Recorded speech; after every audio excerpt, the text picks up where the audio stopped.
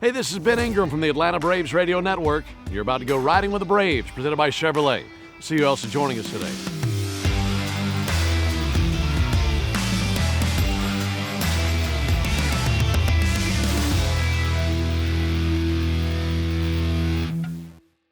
Riding with the Braves, and Hurston Waldrep is with us today in the Chevy Equinox EV. You were talking to me when you first climbed in there. This is your first time in an electric vehicle? First time in an electric vehicle, yeah. What do you think about this car? This thing's pretty sweet, I'm not going to lie. I like it a lot. It's got room for 5 and, really cool sunroof and fun ride for us today on our Riding with the Braves. How you been, man? How's spring been for you? Been great. Spring's been good. Happy to be back. Glad to be back in the swing of things. All right, so this is, I would imagine it's been a whirlwind for you the last couple of years. You go from playing in the College World Series, you get drafted, and then you're in pro ball. The last 2-3 years, I'm sure, has been a blur to some degree, hasn't it? Yeah, it's been I guess you could say a little bit of a blur, but nonetheless, it's been a lot of fun and really enjoyed it. So besides the injury last year, obviously, but other than that, College World Series was an experience like no other. And then less than a year later, I made my debut. So to check those 2 goals off the list in less than a year was pretty sweet. I bet that's really impressive, man. It was pretty cool. I mean, as far as adrenaline goes, they pretty equal, pitching in the College World Series and making your major league debut? I would say so. It prepares you for it, for sure. That's such an amazing ride for you. All right, so let's go back to you growing up. You're from South Georgia. Did you grow up watching the Braves? Were you a Braves fan at all? Oh, yeah. Not like a diehard, we had to go to Braves games every year, but like if they were playing ball, it was on the TV, and we were, grew up watching Chipper Jones and a lot of the Braves legends that everyone hears about. Like that's who made me want to play baseball, and that's who I looked up to when I was younger. So to be able to put the uniform on and wear the same uniform as them means a lot. So. Yeah, that's really cool. Was it always pitching for you? Did you play a bunch of different positions growing up? So I didn't really focus on pitching until I would say I got to college, and I didn't really know that I wanted to play baseball in college or professionally until I late high school. So for me, it was always just watched as a fan. Mm-hmm. And then pitching it was one of those things that you step on the mound one day and everybody tells you throw hard and you don't know what it is, and then you're like, okay, well, let's take it and run with it. So and that was really what led you to pitching. You mentioned you didn't know if you really wanted to even play baseball. What else were you thinking about at that point? I played a lot of sports growing up. Ran cross country, played football, soccer. Had a big soccer family, so I ended up being a kicker in high school because of that, and then I was kind of decent at that, and then just picked baseball. Longest field goal you ever made? 63 yards. In a game? No, that was in practice. Longest in a game was 53. That's still amazing. Tried at 57 and can't say I made it. So yeah. So you could have played college football, I'm sure, as a kicker if you wanted to. I could have, yeah. So baseball is the route. You start off your college career at Southern Miss. How did that come about? So Southern Miss was actually the only offer that I had at high school for baseball. And then COVID hit that year, and freshman year was a little tough. Didn't give me any innings, but sophomore year was really good. And I enjoyed my time there. It was a great school, great place. Had a really, really good team. We almost made the College World Series that year, my sophomore year. Yeah, it was fun. And then you transferred to Florida. And how did that transfer process work out for you? Yeah, so we actually made Team USA that year for college. Transferred while I was there. Had a good opportunity to meet a lot of coaches and talk to a lot of coaches, and kind of, I didn't really get to visit any schools because we were tied up with Team USA stuff. So it was kind of just doing a little research and trusting the coaches, and had a really good talk with Sully while I was there, and made the switch and don't regret any second of it. So. Yeah, when you go all the way to the College World Series and to the National Championship Series, and like you're talking about how great of a ride that was, is it safe to say that over the course of your college career, that's when it clicked that not just baseball is your sport, but you could actually become a professional baseball player at this point? Yeah, that was kind of the moment of I want to do this as long as I can. I want this to be my job for whatever it is, and I love the game of baseball, not just for the big stuff that you see, but just the competitive nature of baseball and the camaraderie that you get in the clubhouse. everybody says it doesn't compare to any other sport, and I couldn't agree more. So And I agree with that. And you could say that you could take it to another level from a pitching standpoint, because it's you versus that guy. I mean, that's another level of competition that maybe you wouldn't get at another position. yeah, for sure. I mean, it's definitely at times it can feel pretty lonely out there on the mound, but you look back, you have your catcher in front of you, and you have 7 other guys behind you, so it's pretty cool.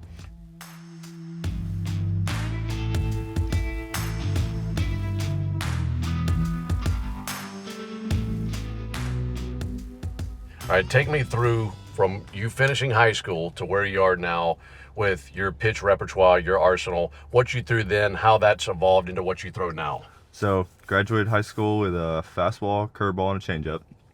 I still have fastball, curveball, obviously.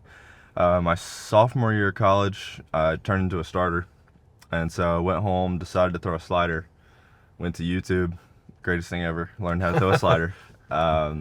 Then the middle of that season, I couldn't get lefties out. Like my batting average against lefties was like 400 something. Like it was pretty bad. So learned how to throw a splitter, and that's been the bread and butter ever since. But went to YouTube again, found a video on YouTube of Kevin Gosman throwing a splitter, and then threw it in a bullpen, threw it in a game that weekend, and been throwing it a lot ever since. So that's fastball, still throw the curveball, added the slider, added the splitter, and it hasn't really changed much since then. How far back does the ball go when you're throwing your splitter? I mean, most people say it's a fork ball because it's pretty much all the way back, Okay. touching the back part of the finger. So And that just felt good right out of the chute throwing that pitch, I'm guessing. yeah, so it's kind of evolved. It started out as a split change because I couldn't get my fingers around the ball. Like it pretty much was a circle changeup. Okay. And then as I started throwing it a lot, it pretty much turned into a fork ball to where I could get the ball back here and I throw it off of the knuckle, like right even with the knuckle on the back of the finger. So the spin rate's really low on it and gets a lot of action, a lot of swing and miss. So And gosh, I love watching that pitch because man, that thing's coming and then the bottom drops out. I mean, when you throw a good one, I mean, I guess you know immediately coming off the fingers, this is going to be a good pitch. oh yeah, with that pitch especially, it's really easy to you feel it as soon as it leaves the hand. It's just because it moves a lot, and you kind of have that muscle memory of what a good one's gonna feel like and what a bad one's gonna feel like, and sometimes you almost say oh no before the ball gets to the plate. So sometimes that's how that goes, but most of them are pretty good. A question that I'll ask players a lot on these interviews is, advice that they'd give to young kids that are coming up and wanting to do what you're doing. And I'm sure you have lots of advice when it comes to that, but maybe as much as anything is whatever you want to learn about, you can go to YouTube. Yeah, exactly. Especially with the access that people have to technology these days. Like, it's unreal the things that you can just go on Google, search up, hey, how do you throw a slider? And you'll sit there and watch 20 videos, and by the end of it, you may just hold a baseball and messing with different grips, see what's comfortable. And I mean, that's kind of how I learned how to do everything in my baseball career, was how to work out, how to do mobility work, how to do arm care work, how to throw pitches. And I still go to YouTube for whatever it may be. So It's so true, because you can find a video about anything and learn how to do it, especially with pitching. I mean, so much is trial and error, right? I mean, you picking up a ball, throwing it, trying it, seeing what it feels like, going from there. And essentially, that's the science of pitching, isn't it? Just learning and throwing more and more and more. yeah, repetitiveness, it really is. When it comes to spring training and getting ready for a new season, I want to ask you about spring training outings compared to a regular season outing. And I guess it's not uncommon to have a spring training outing where you're going to say, okay, today I'm going to work on that split, or I'm going to work on my curveball and throw it way more than I normally would. What's that focus like for you this time of year, and how do you go about that day to day in your throwing routine? Yeah, so this year we actually brought the curveball back. We didn't throw it as much last year. Still kind of threw it a little bit here and there, but last year the focus was really on the slider. Really trying to fine tune the misses with the slider. So this year we're adding the curveball back. We are hoping to use it a little earlier in counts, so we're kind of working with that. And then fastball shape. So we're just being a little more aggressive with the fastball. Whether that's early count, late count, just keeping it in the zone. And when that happens, it makes everything better, obviously. So we're really fine-tuning those mechanics for the fastball, and then keeping everything right where it needs to be.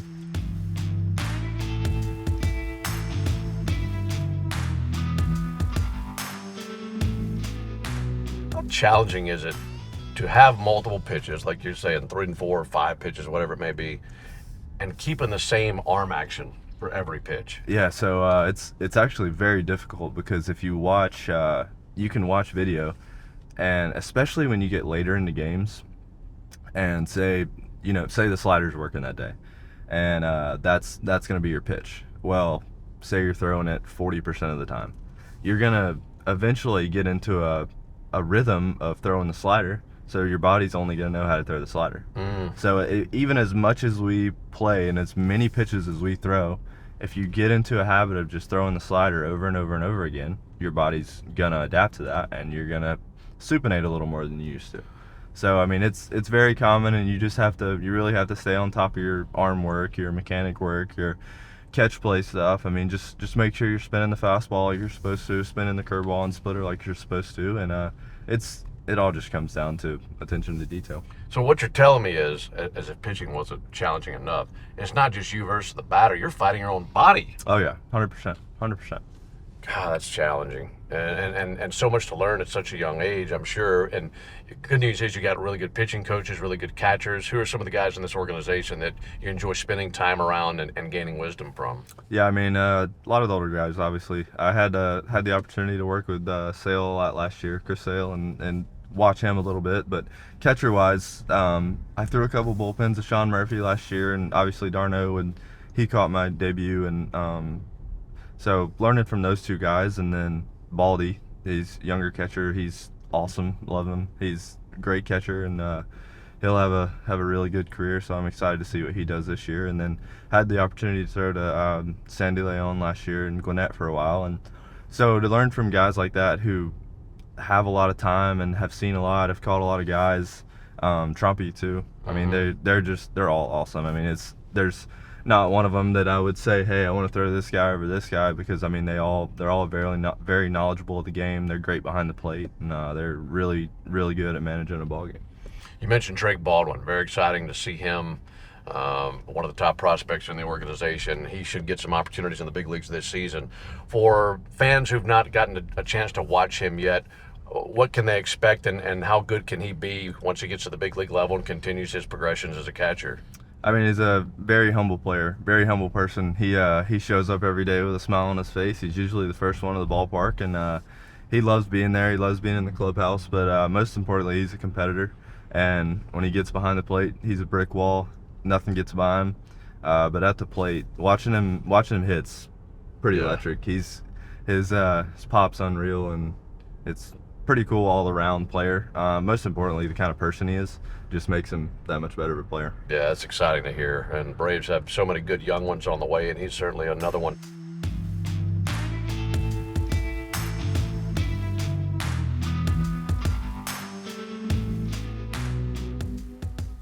Let's go through a typical start day for you. Let's say it's your day to throw, and you're starting that night. Do you find that your routine is pretty much the same every 5 days, from when you wake up all the way up until first pitch, or does it vary a little bit? I mean, it'll vary based on like the time of the game, obviously, but most, like, overall, it's relatively the same. Wake up pretty early and like to do all my stuff and have my quiet time before the game, and then get to the park pretty early just to kind of get everything organized, know where everything is, and especially if we're on the road. But I have my same pregame routine. I have my same mobility and movement routine, same throwing routine, and it'll adapt in the season based on how the body feels. But overall, it's pretty similar start to start. Right before a start, is it a lot of music for you? Is it quiet for you? Is it a nap? What's that like for you every 5 days?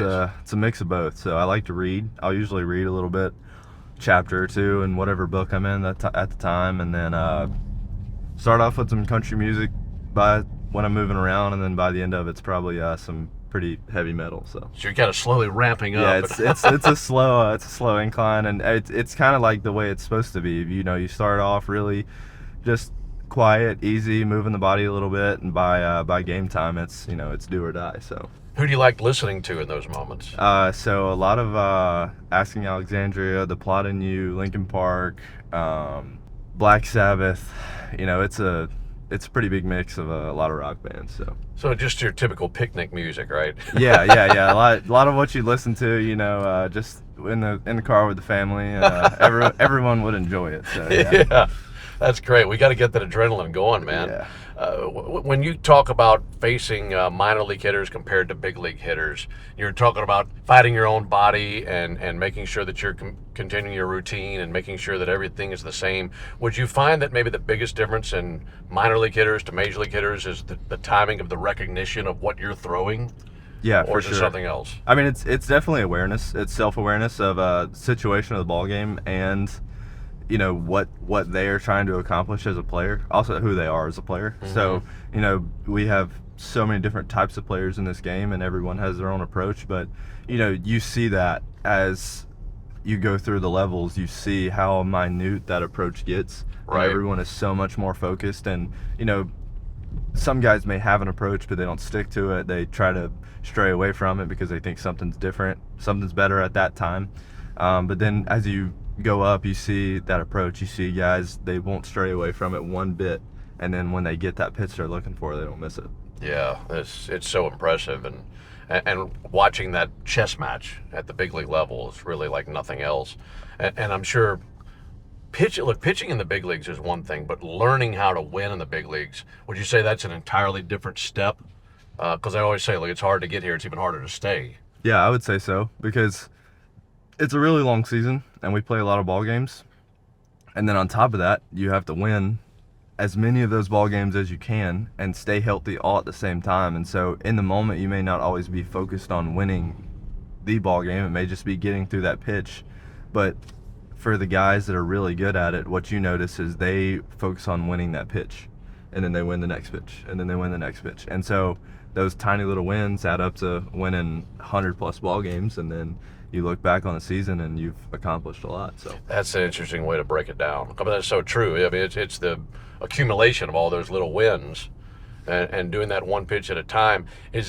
Would you say that one of the biggest challenges of pitching is slowing it all down and not, I guess when you say taking it pitch by pitch, you got to slow it all down one pitch at a time. And I'd imagine sometimes it'd be a challenge to rush all that and kind of see a bigger view rather than really a minute detail of it all. Yeah, it's very easy, especially when you have 30,000+ people in your ear.